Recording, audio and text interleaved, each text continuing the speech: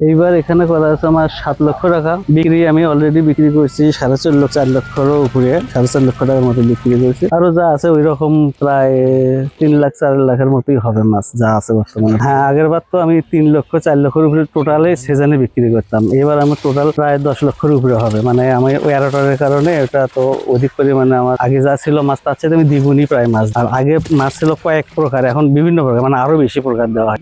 এরোটারের বৈশিষ্ট্য হচ্ছে এরোটারটা বিশেষ করে অক্সিজেনের ঘাটতি বিশেষভাবে মানে পূরণ করে। অক্সিজেন ঘাটতি কিন্তু বেশিরভাগ সকালবেলা হয়। সেই সময় আমার 10 মিনিট বা 15 মিনিট সর্বোচ্চ আধা ঘন্টা যদি আমি ওটা দিই, ওটা ঢেউয়ে অক্সিজেনের ঘাটতিটা পূর্ণ হয়ে যায় আর মাছ ভাসে না। আমি আগে নর্মাল ভাবে এলাকায় যেরকম মাছ চাষ করেছি আমিও সেরকম করতাম, কিন্তু এসকেএস এর আরএমটিপি প্রকল্পের আওতায় একটা অনুদান পাই আমি এয়ারোটর, এটা ফার্ম মেকানাইজেশন। এটা হচ্ছে অক্সিজেনের ঘাটতি পূরণ করায়, তারপরে অধিক উৎপাদনে মাছ চাষ করা যায়। আগে আমি যেরকম বিক্রি করলাম 3-4 লক্ষ টাকা বিক্রি করতাম, এখন প্রায় ডাবল টাকা বিক্রি করা যায়। বা মাছের উৎপাদনটা ভালো হয়, অক্সিজেনের ঘাটতি হয় না। অক্সিজেনের ঘাটতি তো হয় সাধারণত সকালবেলা। আমার ওটা 10 মিনিট চালালেই, এগারোটা 10 মিনিট চালালেই মোটামুটি মাছ আর ভাসে না আর কি।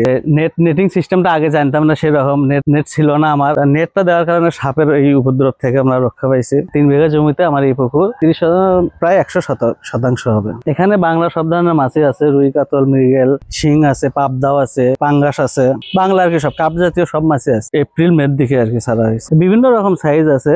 তেলাপিয়া যেটা আছে সেটা 3টাতে 1 কেজি হবে। পাঙ্গাস 1 কেজির উপরে, 1 কেজি, 1.25 কেজি, 2 কেজি পর্যন্ত হয়েছে।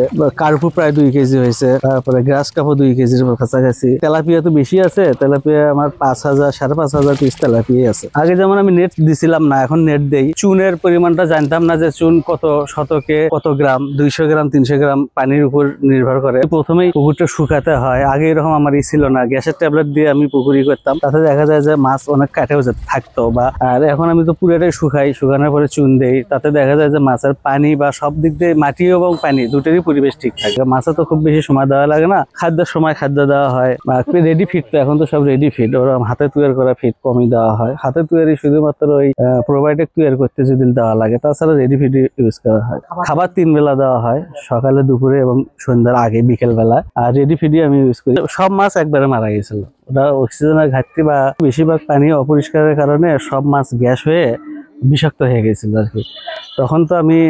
তখনও আমার 2-3 প্রকার কাপ জাতীয় কিছু মাছ ছিল, সব একদম সকালবেলা সব মাছ ভেসে গেছে।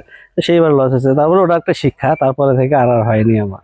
এটা 4-5 বছর আগে তারা আসার পরে বলছে যে পানির প্রবলেম, পানির পিএইচ, অ্যামোনিয়া এগুলোর প্রবলেম ছিল।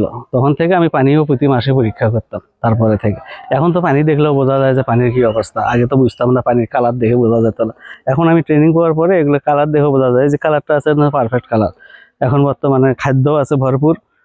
এই পানিতে কোনো প্রকার সমস্যা নেই, মাছের জন্য উপযুক্ত। তো এই সিজনে করছি 2 বার বিক্রি করছি অলরেডি। আরো ধরেন যে 2 বার বিক্রি করবো, তারপরে শেষ দেবো।